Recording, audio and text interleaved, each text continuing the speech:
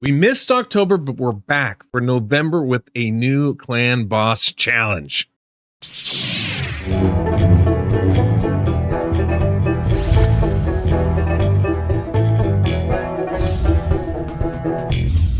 Welcome on the Deadwoodjedi. This is going to be another Raid Shadow Legends video. And yes, like I said, we are back for another Clan Boss Challenge.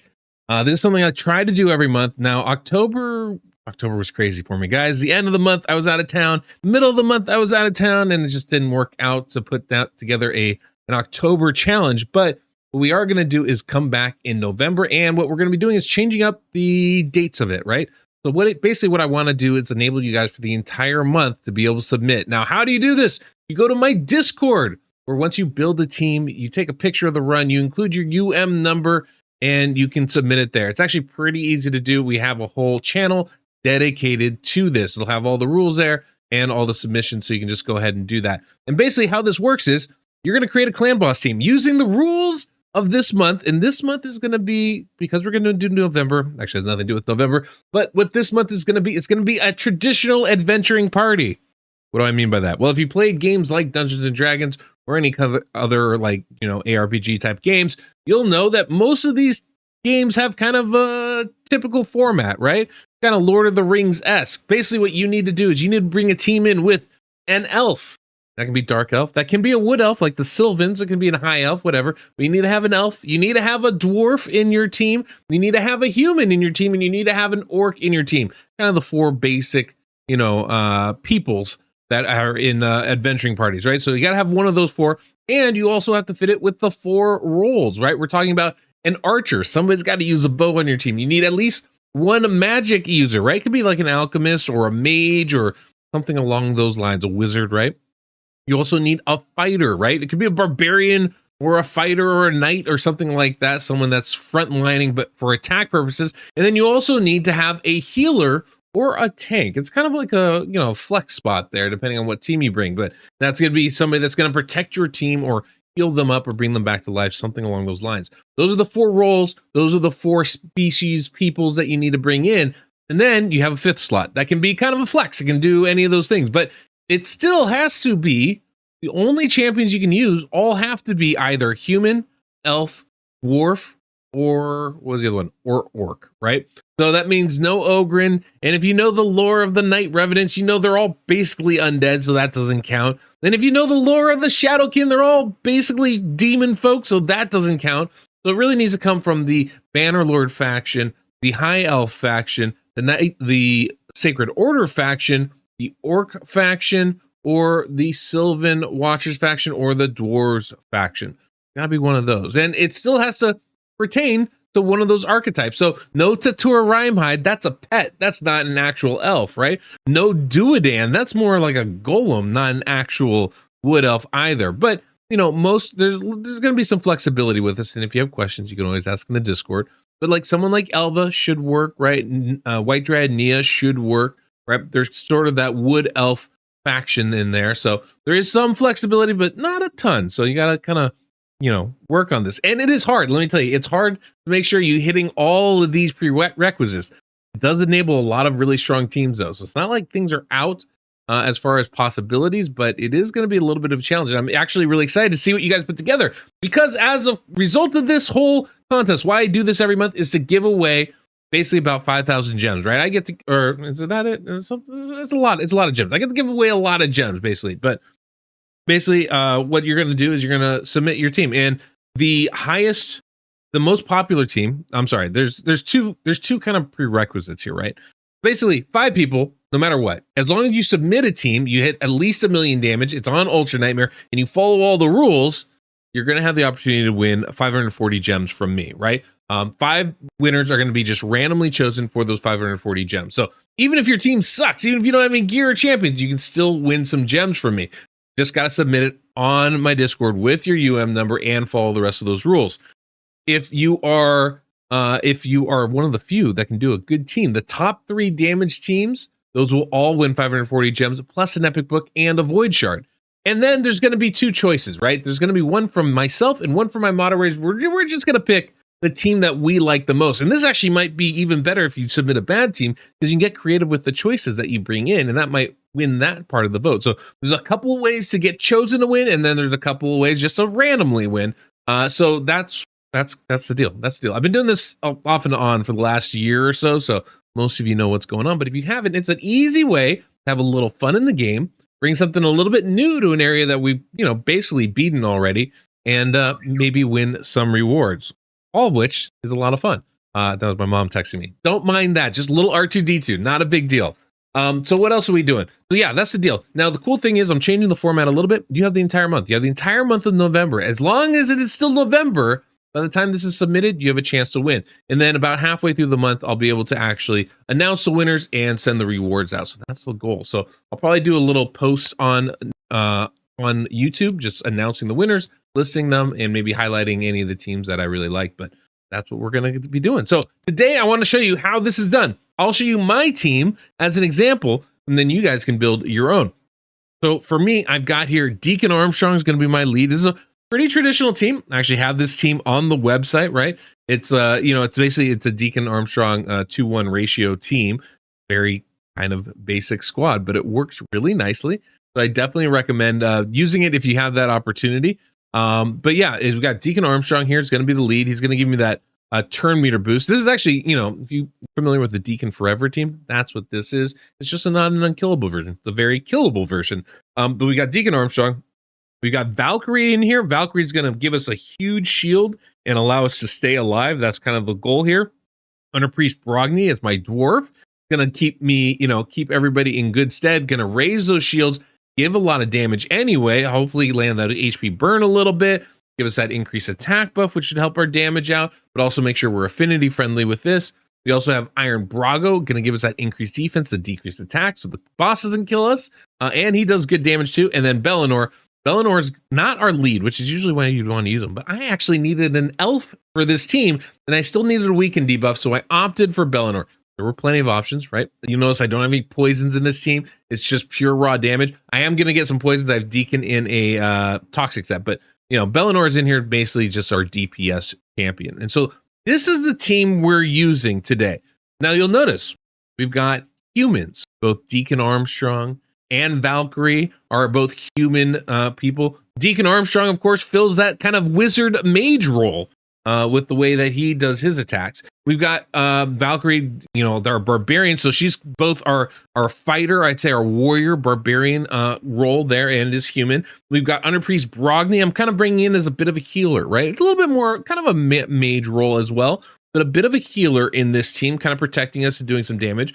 We've got Iron Brago as kind of another kind of fighter, more like a tank, in my opinion, the way this works. And then Bellinor is our archer on this team, doing a lot of raw damage. Iron Brago, of course, being an orc, and Bellinor being our elf. So we have all the different roles that we need. We have elves, orcs, dwarves, and humans. We've got all the different, I guess those are the peoples. We also have all the different roles in archers, warriors, a mage, like a wizard, and healer / tank roles here. So that's what we're doing. It's going to be pretty fun. I'm very excited to see how this team does. I think it's going to do really, really good. I haven't run a team like this in a long while, but it can be, it usually does a lot of damage. It could be a fairly long run. So we're going to see how well this does. So we'll jump in. I'll set it up. Now I am going against Void. So even though I have Brogni, I could make this affinity friendly. I'm going to actually optimize him to make sure that we block the stun and can do as much damage as possible on this team.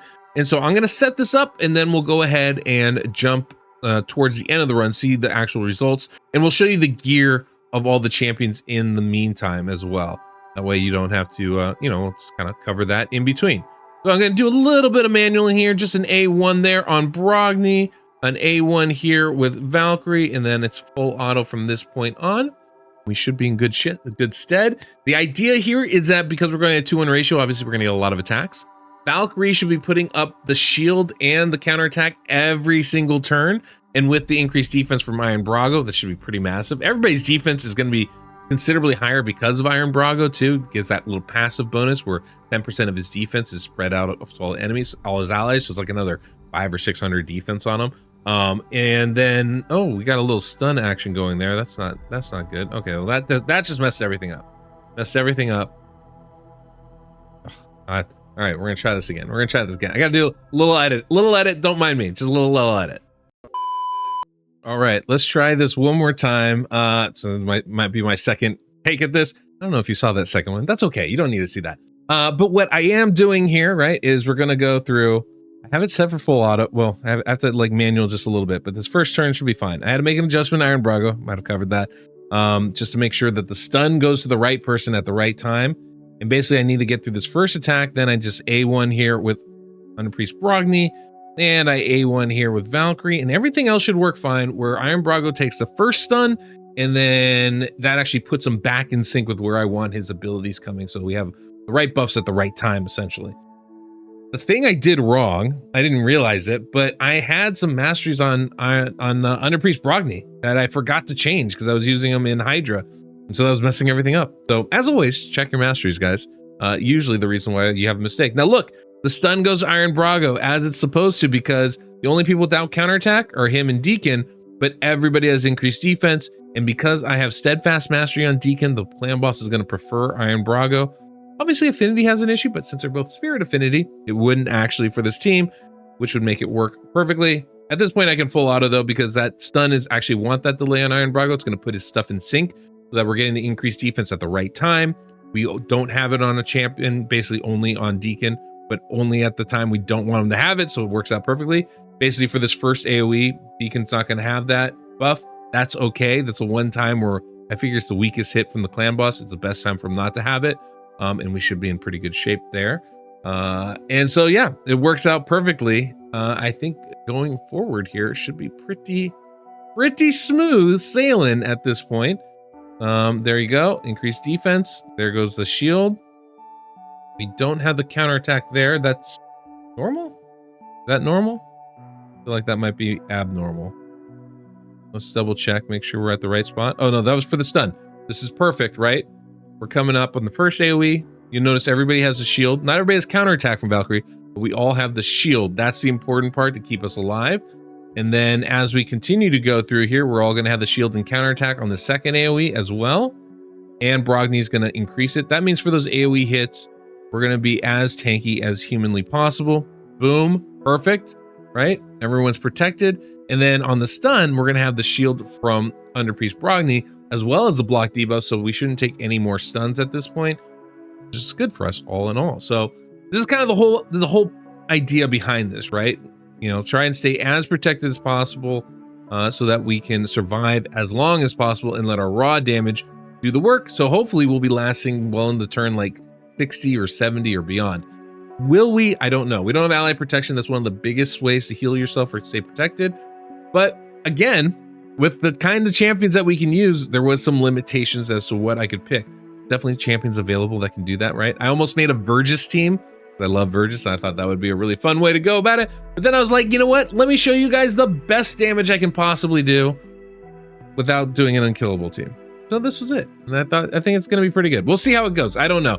But let me show you guys the gear of the champions that we're using, how I have them set up, and then we'll jump towards the end and see what kind of damage we pull off here. All right, let's take a look at the champions that we're using. We'll start off with Deacon Armstrong. You'll notice I do have the Steadfast Blessing on him. It's going to help avoid him getting the stun. It's not really important outside of the first one since we're blocking with Underpriest Brogni, but if you're not blocking the stun, it becomes very important to make sure that he doesn't get it because he's going to be pretty important, right? We also have him in a toxic set, and that's going to help us get a little bit more damage in by putting some poisons up on the board there. Now, if I was having him be my stun target, I would want to build his defense even higher, probably neglect some of his offense just so he can survive a little bit longer, lower his HP, up his defense. That's kind of the magic, the magic system to survive against the stun as long as possible. As far as our, let's see, who's next on our list? Iron Brago, right? So he's going to be obviously a massive champion, and he has that passive that adds his defense to all the other champions, which is really nice. And so we want to build that defense up as high as possible. Getting it up close to almost 6,000, like 5,700 or something, is a ridiculous number. And if I could push it higher, I absolutely would. But he also deals a ton of damage, so I want to make sure we kept that in his kit as well. With most of these champions, you'll see we're going defensive retreat. Just obviously, the more survivability, the better. And so that's kind of the goal there with him. As far as our DPS champion, it's going to be Bellinor. Maybe not my favorite choice, because his best thing is his aura, which gives you a 24% crit rate bonus, and we're not using it because we need the speed bonus from Deacon. So he becomes less than optimal, but he's still a really good damage dealer, and so that's how we're utilizing him, trying to max out his attack, max out his damage, and then obviously enough accuracy so he can land the decreased defense in the weaken, specifically the weaken debuff, which he has in his kit as well. So putting some accuracy on him is definitely going to be important also there. Then of course we have Underpriest Brogni, who's a beast. Underpriest Brogni is going to help make the shields from Valkyrie even bigger. So I want to build his attack up as much as possible. I was actually able to put some decent defense on him, which I wasn't expecting to do. And that would be the number I'd kind of want to aim for everybody. We do have the bonus about, 570 or so from Iron Brago. So I could have lowered his defense considerably and add more to the attack, but it just seemed to be what was in the kit. It wasn't like I was looking for it. So I went ahead and took it. I wasn't going to argue with that. I did take him down the support tree to try to make his shield and his shield growth a little bit bigger. I'm not sure if that's the optimal way to go with this, but considering he wasn't the first to die, probably was. Next champion and the last champion is going to be Valkyrie, who's going to obviously make our team work here with the massive shield she puts up, the counterattack, which gives us extra chances to get some damage in. She's a beast and absolutely crucial to this team working the way it does. You can see her shield's enough to keep us going for 50 turns. Ally protection, probably more overall useful and powerful, but without that in this team, she can make a whole clan boss team shine by herself, which is fantastic. I did build her with some damage. She's not a great damage dealer, especially for clan boss. I know in some areas of the game, people use her as a damage dealer. I don't really like to use her in that way. It's not my preferred method. So I prefer to just stack her defense as much as possible, but I was able to put a pretty good amount of but crit damage on her anyway. And it turned out pretty well. So I was pretty happy with it. And that's kind of the way we worked with her. She's another one where I could have taken her down the support tree to make her shields bigger that she places on people, but pretty traditionally I put her in defense tree, so didn't change it.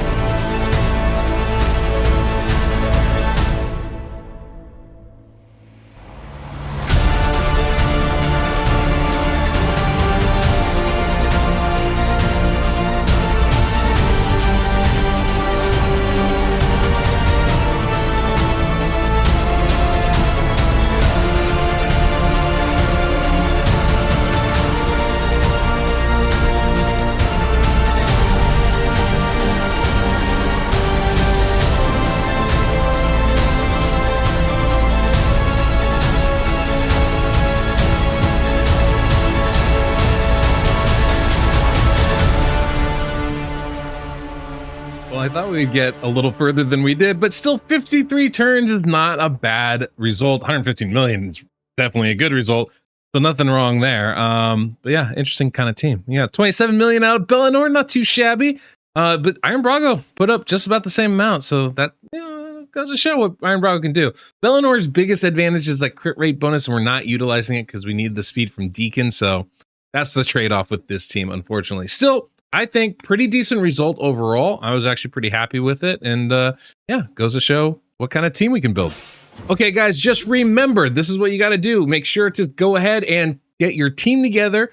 Make sure to, when you submit it, I would recommend putting down all the different, roles that you're playing. Remember, we got to have, for the peoples, you need at least one orc, one elf, one dwarf, and one human, right? The fifth slot can be a flex. For the roles that those people are playing, you need to have at least one archer. You need to have at least one wizard, mage, alchemist type.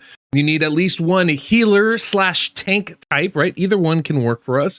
And then you need at least one warrior, fighter, knight type of champion for your team. And then last one is a flex spot. But all 5 of them have to abide by those people's restriction, right? They have to only be elves, dwarves, humans, or elves, dwarves, humans, or what? Orcs, right? You need to have that be the 5. So that's what we're doing. Clan Boss Team Ultra Nightmare. Make sure to show us the screenshot of the picture. Include your UM number so we can actually give you a reward, and go ahead and post in the Discord.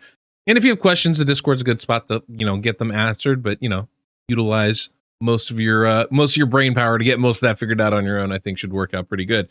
But yeah, should be fun. I'm excited to see what submissions you guys have when we come back at the end of the month. It has to be submitted before the end of November. And when we come back in December, we'll have obviously the next contest for you guys. And I'll show you guys the winners from the previous month, from September, right? So basically I'll show the winners every other month.